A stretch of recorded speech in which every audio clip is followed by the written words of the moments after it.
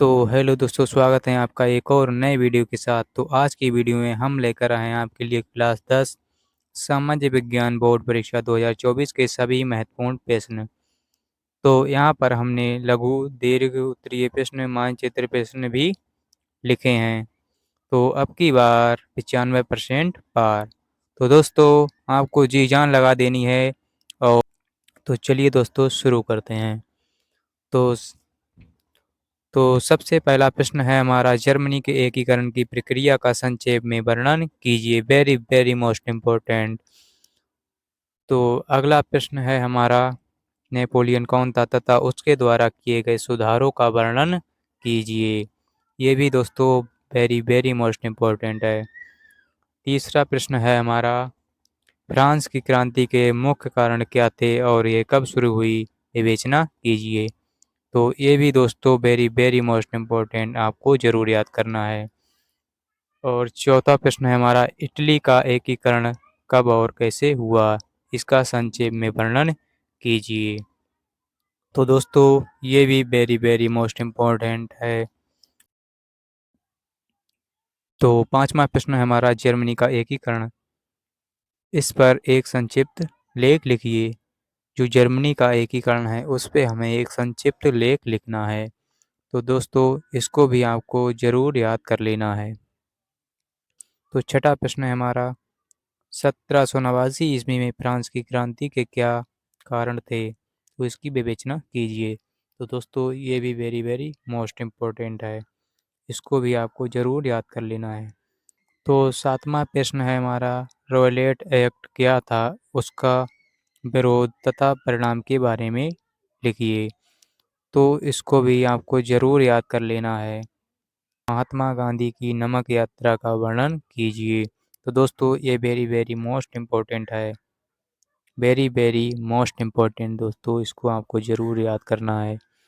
देखिए दोस्तों, अगर आप अभी से मेहनत करते हैं, अभी से जो है पढ़ना स्टार्ट कर देते हैं, अगर आपने अभी तक कुछ नहीं पढ़ा है, तो इन प्रश्नों को मात्र पढ़ने से आप एग्ज़ाम में यानी बोर्ड एग्ज़ाम में, तो बोर्ड एग्ज़ाम में 100 नंबर में से 95 नंबर लाना कोई नहीं रोक सकता, अगर आप अभी से तैयारी करते हैं तो।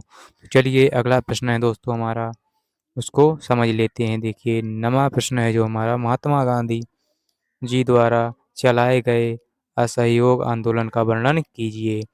तो दोस्तों ये भी आपका इम्पोर्टेंट है, क्योंकि मैंने सभी जो है महत्वपूर्ण प्रश्नों को इसमें लिखा है। तो दोस्तों कोई भी प्रश्न आपको छोड़ना नहीं है। तो देखिए 10वां प्रश्न है हमारा, सत्याग्रह का अर्थ क्या है तथा गांधी जी के सत्याग्रह के वे विचारों का उल्लेख कीजिए।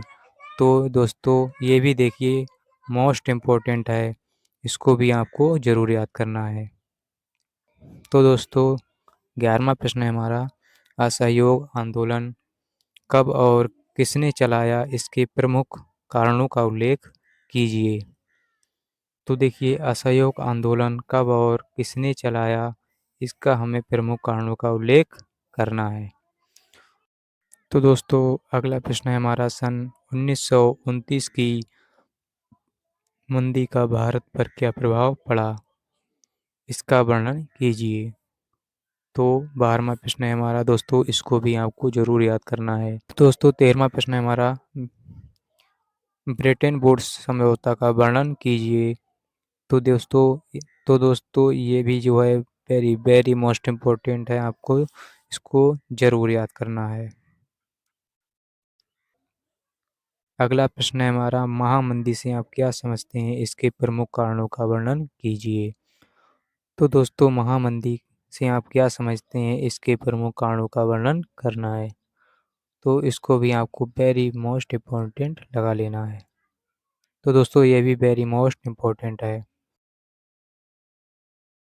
अगला प्रश्न है हमारा, मुद्रण संस्कृति क्या है तथा भारतीय राष्ट्रवाद के विकास में क्या सहायता की।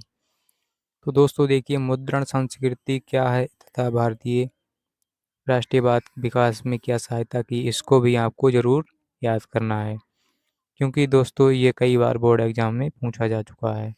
देखिए अगला प्रश्न क्या है, गुटेनबर्ग कौन था, मुद्रण क्षेत्र में उसकी क्या भूमिका थी, इसका वर्णन कीजिए। यानी गुटेनबर्ग कौन था, मुद्रण क्षेत्र में उसकी क्या भूमिका थी, इसका वर्णन करना है। अगला प्रश्न है हमारा दोस्तों, छापे खाने प्रिंटिंग प्रेस के आविष्कार से समाज पर पड़ने वाले प्रभाव क्या क्या थे, उनको हमें लिखना है। तो ये भी प्रश्न जो है वेरी मोस्ट इम्पोर्टेंट है दोस्तों, इसको आपको ज़रूर याद करना है। तो अगला प्रश्न है हमारा, देखिए पहाड़ी क्षेत्रों में मृदा अपरदन की रोकथाम के लिए क्या क्या करना चाहिए।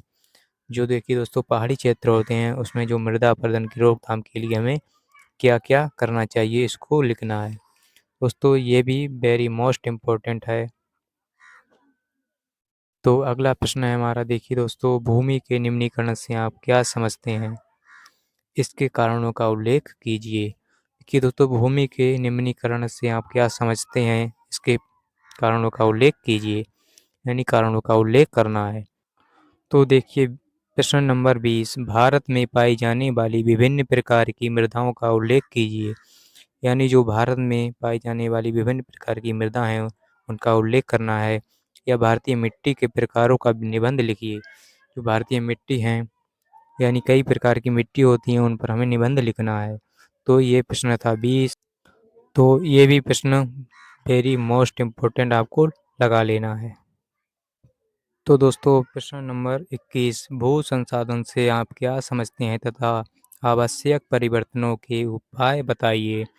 ये जो 21 प्रश्न है ये भी मोस्ट इम्पोर्टेंट है एग्जाम की दृष्टि से। पढ़ते हैं, जैव विविधता क्या है मानव जीवन में, इसके महत्व की विवेचना कीजिए। यानी जैव विविधता क्या है, इसके मानव जीवन जो महत्व है उसको हमें विवेचना करनी है। अगला प्रश्न है हमारा 23, तो देखिए भूमिगत जल और धरातलीय जल में क्या अंतर है, स्पष्ट कीजिए। तो ये भी वेरी वेरी मोस्ट इम्पोर्टेंट आपको लगा लेना है दोस्तों, एग्जाम की दृष्टि से ये जरूर पूछा जाएगा। करेंगे, जल दुर्लभता क्या है तथा इसके कारण लिखिए। देखिए दोस्तों जो जल दुर्लभता होती है उसके हमें कारण लिखने हैं और बताना है क्या होती है। वाणिज्यिक कृषि से आप क्या समझते हैं, इसकी विशेषताएं लिखिए। जो वाणिज्यिक कृषि से जो वाणिज्यिक कृषि होती है उससे आप क्या समझते हैं, इसकी विशेषताएं लिखनी है। तो यह है प्रश्न नंबर 25, ये भी मोस्ट इम्पोर्टेंट है एग्जाम की दृष्टि से। हाँ, तो इसको भी आपको ज़रूर याद कर लेना है। देखिए प्रश्न नंबर 26 क्या है, चावल की खेती के लिए उपयुक्त भौगोलिक परिस्थितियों को विस्तार पूर्वक समझाइए। तो जो चावल की खेती है यानी धान की खेती होती है उसके बारे में हमें विस्तार पूर्वक समझाना है। उर्वरक का प्रयोग क्यों किया जाता है, भारत में इसका वितरण समझाइए। भारत में इसका वितरण समझाइए। तो इसको भी वेरी वेरी मोस्ट इम्पोर्टेंट लगा लेना है दोस्तों, ये भी कई बार एग्जाम में पूछा जा चुका है, अब की बार भी पूछा जाएगा। तो अब है हमारा प्रश्न नंबर 28, ऊर्जा के गैर परंपरागत स्रोत किसे कहते हैं। इसको भी दोस्तों मोस्ट इम्पोर्टेंट लगा लेना है। तो प्रश्न नंबर 29 है, भारत में सौर ऊर्जा का भविष्य उज्जवल क्यों है, इसके प्रमुख कारणों का वर्णन कीजिए। तो यह प्रश्न नंबर 29। अब प्रश्न नंबर 30 क्या है, ऊर्जा के गैर परंपरागत स्रोतों का वर्णन कीजिए। ऊर्जा के गैर परंपरागत स्रोतों का वर्णन कीजिए। तो यह है प्रश्न नंबर 30, ये भी वेरी मोस्ट इम्पोर्टेंट है। पर्यावरण प्रदूषण से आप क्या समझते हैं, उद्योग पर्यावरण को कैसे प्रदूषित करते हैं। जो उद्योग हमारे होते हैं, कारखाने होते हैं, वो पर्यावरण को कैसे प्रदूषित करते हैं तथा पर्यावरण पर होने वाले प्रभावों पर प्रकाश डालिए। और प्रश्न नंबर हमारा 32 है, भारत में सड़क परिवहन से आप क्या समझते हैं। तो इसको भी वेरी वेरी मोस्ट इम्पोर्टेंट लगा लेना है दोस्तों। तो प्रश्न नंबर 33 है हमारा, सत्ता की साझेदारी क्यों जरूरी है, व्याख्या कीजिए। तो ये भी मोस्ट इम्पोर्टेंट है दोस्तों, इसको भी आपको ज़रूर पढ़ लेना है। प्रश्न नंबर 34 की, भारत में केंद्र और राज्यों के बीच सत्ता के बंटवारे में प्रमुख विशेषताओं का वर्णन कीजिए। ये है प्रश्न नंबर 34। अब प्रश्न नंबर 35 क्या है, देखिए भारत में संघीय व्यवस्था का वर्णन कीजिए। जो भारत में संघीय व्यवस्था है उसका हमें वर्णन करना है। तो ये भी वेरी वेरी मोस्ट इम्पोर्टेंट आपको लगा लेना है दोस्तों। ये भी कई बार पूछा जा चुका है इस। तो अगला प्रश्न है हमारा 36। विकेंद्रीकरण विकेंद्रीकरण क्या है तथा इसके पीछे बुनियादी सोच क्या थी, इसका स्वरूप क्या है।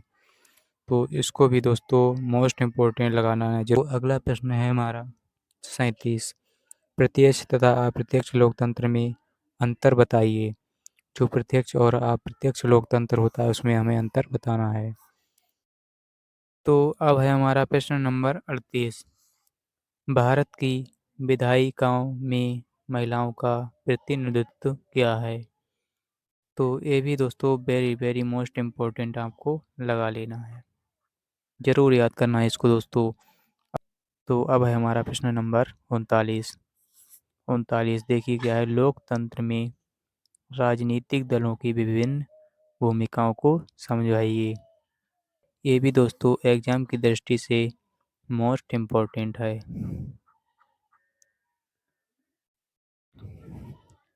तो अब है प्रश्न नंबर हमारा 40। लोकतांत्रिक शासन में सरकार का उत्तरदायी होना क्यों जरूरी है, वर्णन कीजिए।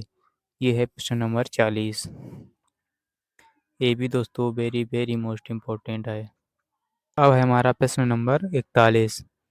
किस तरह से लोकतंत्र उत्तरदायी, जिम्मेवार और वैध सरकार का गठन करता है, वर्णन कीजिए। ये भी दोस्तों मोस्ट इम्पोर्टेंट है।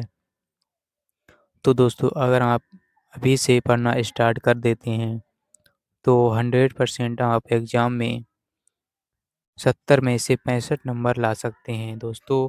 70 में से 65 नंबर लाने में कोई नहीं रोक सकता। तो दोस्तों तैयारी करना शुरू कर दीजिए अभी से। देखिए दोस्तों जो समय गुजर गया है उसको आप भूल जाइए। तो अब है हमारा प्रश्न नंबर 42। विकास मापने का यूएनडीपी का मापदंड किन पहलुओं से भिन्न है, इसका वर्णन कीजिए। तो देखिए दोस्तों ये भी मोस्ट इम्पोर्टेंट है, इसको ज़रूर आपको याद करना है। अब प्रश्न नंबर हमारा है 43। अर्थव्यवस्था के असंगठित क्षेत्र में श्रमिकों की प्रमुख समस्याओं का वर्णन कीजिए। यह है प्रश्न नंबर हमारा 43। तो दोस्तों ये भी मोस्ट इम्पोर्टेंट है। जो प्रश्न हैं सभी मोस्ट इम्पोर्टेंट हैं। तो अब है हमारा प्रश्न नंबर 44। संगठित और असंगठित क्षेत्र को में अंतर स्पष्ट कीजिए। यह है 44 प्रश्न। इसको भी आपको ज़रूर याद कर लेना है, वेरी मोस्ट इम्पोर्टेंट दोस्तों।